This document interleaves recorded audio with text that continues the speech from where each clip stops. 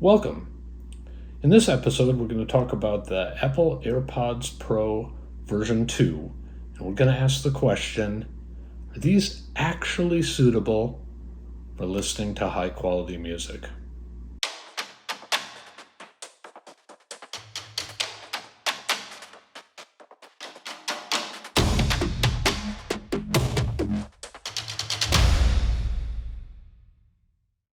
So,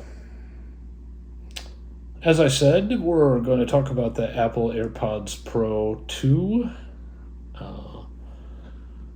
You're probably familiar with what these look like. They come in this nifty little case, and they have the familiar shape that people know and love or hate. We'll talk about that actually a little bit.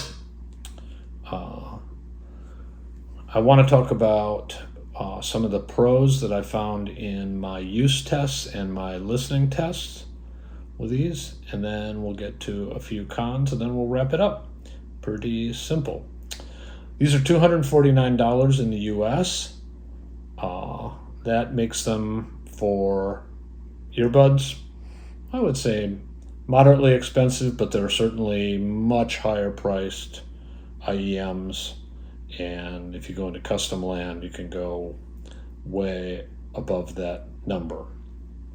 They have a couple of interesting features, not that unusual, but you need to know about this. One is that they are noise canceling, although earbuds in general have a certain amount of noise rejection just due to the acoustical interference between the outside and the inner ear. But they have active noise cancellation, and they also have what Apple calls personalized spatial audio. Let me talk a little bit about spatial audio to begin with, because I don't think it's actually that important to what we're talking about, although it might be important to you for your application. But what personalized spatial audio does is it gives the sense that the sound source is the device that you're listening on. So, for example, if you were listening on an iPad and you turn your head this way or that way, the sound seems to still be emanating from the surface of the iPad. It's interesting. I thought it was well done. It's slightly disconcerting at first because the sound seems to move around if you're used to earbuds having that kind of in your head sound. But I suppose there could be applications where in cinematic circumstances you want the sound to appear to come from where the actors and actresses are. Anyway, I found for music listening it wasn't a particularly important or beneficial thing. Your mileage may vary, but that was kind of my summary. The other thing I want to mention about them is in this rendition, Apple has managed to take advantage of this little dongly thing, which just goes down inside your ear here. And they have made them very easy to insert in your ear canal and get a decent seal. That's actually, in my experience, a problem with a lot of IEMs. They're hard to grip. That's part one. And part two is that you feel like to get a good seal, even though you try different sizes of ear tips, you feel like you have to jam them into your ear, and for a lot of people that's a disconcerting or off-putting experience. These just rest in your ear, but the structure of the tip is so soft that it just complies with the shape of your ear. At least it did for me. Again, your mileage may vary because ears have different shapes. But you just gently rest it in your ear canal and you get a decent seal. And I thought that was actually maybe, strangely, the biggest deal of all if you're one of those people who is sensitive to that feeling of having to jam something in your ear, or the frustration of not being able to quite get the seal right. So I thought that was very nice. The case is, well known. It's a charging case, so it has a battery in it, and it can recharge the earbuds or keep them topped up, and that's a feature that's used by many, many earbuds, so it's no longer kind of an Apple exclusive thing. But I like it, and the size of the case is small enough and shaped so that I think it's pretty easy to carry. If you're an active person, I think this little dongly thing provides a little extra physical security, but this is not the workout earbud of all time, by far. So I think if you're a workout person, the lack of any kind of a safety strap makes me nervous that one's going to fall out and roll away, or if you're a cyclist or anybody else who's on the move, it's going to fall off and you'll never see it again. And at $249, I'd kind of like to see it again. You probably would too. All right, so that's some of the physical and design elements of the product. But as I said, what we're here for really is to talk about sound quality, and specifically whether these are suitable for listening to high quality music. Part A of this discussion is they're Bluetooth earbuds. And for extreme quality, that's the wrong answer. I say that kind of definitively because the maximum bit rate that you can achieve with Bluetooth is something like 300 K, and for reference, a standard, not high definition, not high sampling rate, not high number of bits recording is 1.5 megabits per second. So that's about, I don't know, let's say a fifth, maybe a quarter of the data rate that you have on standard CD or CD quality streaming.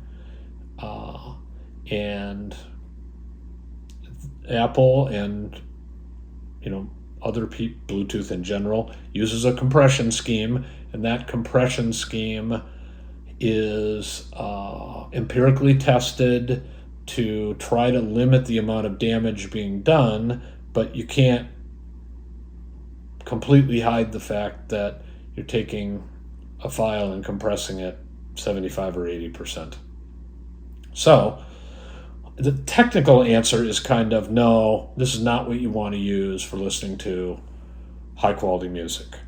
That, though, is not really an empirical judgment. That's just going with theory, and theory is, useful, but not perfect. My personal experience is that you can readily hear the difference between Bluetooth audio and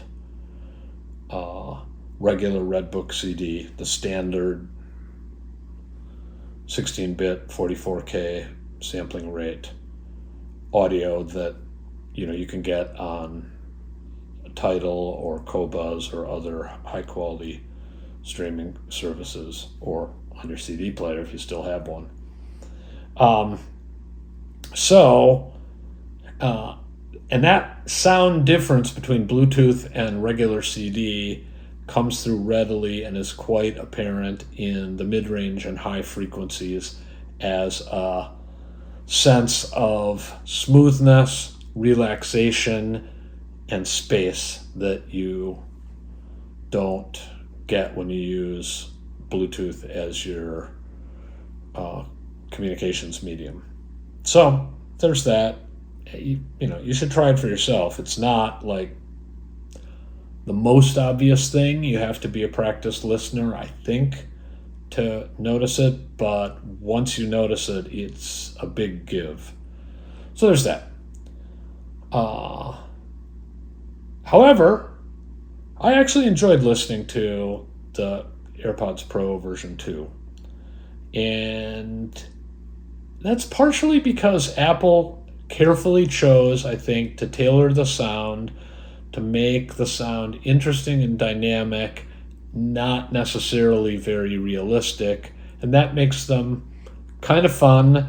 And, it's got a good beat and you can dance to it. They sound pretty good. Why? Well, they've got elevated bass, but they elevated the bass in a way that it's not heavy and thick and just drags on the pace of the music.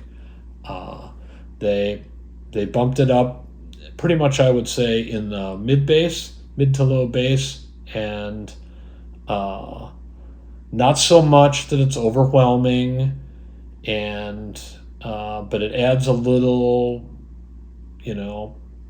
bump and grind to the whole operation. That's kind of an enjoyable thing. If you're a stickler for realism, if you want things to sound like they do in a concert hall or in a club, probably not the perfect answer in a kind of nerdy technical sense, but kind of enjoyable. The mid-range is a little bit depressed. I wasn't as happy with that. It's smooth. Singers sound lovely, but they sound like they're at the back of the stage, and they sound just a little bit down in the mix, and that's, I don't think, the most enjoyable, most dynamic balance. It's a little bit more of a background listening, not a foreground listening kind of thing. And then I would say the treble is not super hot, but probably comes in somewhere between the bass, which is elevated, and the mid-range, which is depressed. So the treble seems okay.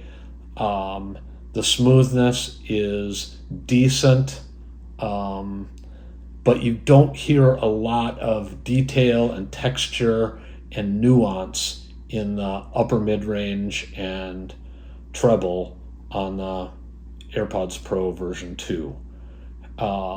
Again, I want to emphasize that's kind of a downer in some ways, but the music, it's really a well-chosen set of compromises.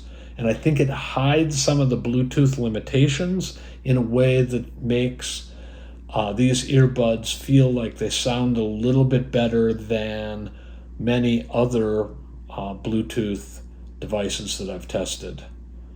I mean, Sony makes a well-known $300-ish set of over-the-ear headphones, not earbuds, that